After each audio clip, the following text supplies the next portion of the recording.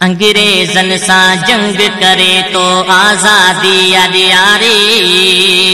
सोहना तो के सलाम करे पई अज ही दुनिया सारी तू जागुण प्या गाई दासी कामिल क्या मत ताई सूर्य बादशाह ओ सूर्य बादशाह ओ सूर्य बादशाह ओ सूर्य बादशाह अंग्रेजन सा जंग करे तो आजादी यारी सोहना तो के सलाम करे पई अज ही दुनिया सारी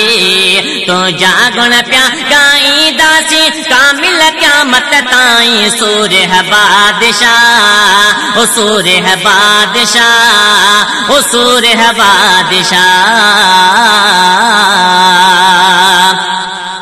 धार्या धरती ता तो भजाया सिरन जडई नजराना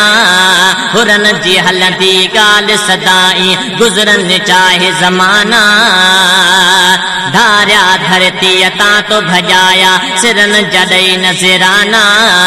हुरन जी हलंदी गाल सदाई गुजरन चाहे जमाना वरी वरी वर जाई दासी कामिल क्या मत ताई सूर्य बादशाह सूर्य बादशाह ओ सूर्य बादशाह सचो हुसैनी सैयद आही साबित यार कयो थई दीन पंहिंजी धरती सां बेहद प्यार कयो थई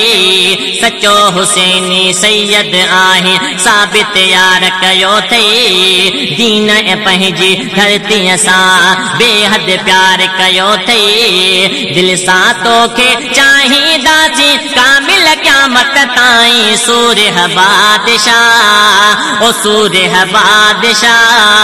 ओ सूर्य बादशाह हर घर में आ भेज पगारा हकाई सच जा नारा हर घर में आ भेज पगारा हकाई सच जा नारा सिंधी बलोच पुख्तू पंजाबी चवन था इंडिया वारा सिंधी बलोच पुख्तू पंजाबी चवन था इंडिया वारा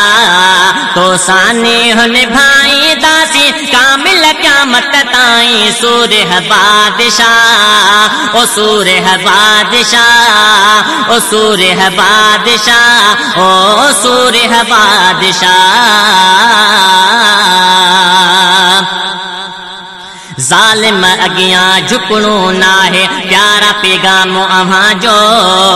इकबाल बेहणवा बचड़न सूदो सोहना गुलाम अव्हां जो जालिम अगियां झुकणो नाहे प्यारा पैगाम अव्हां जो इकबाल बेहणवा बचड़न सूदो सोहना गुलाम अव्हां जो तुंहिंजा सिपाही सदाई दासी कामिल क़यामत ताईं सूर्य बादशाह सूर्य बादशाह ओ सूर्य बादशाह अंग्रेजन सा जंग करे तो आजादी यारी सोहना तो के सलाम करे पई अज ही दुनिया सारी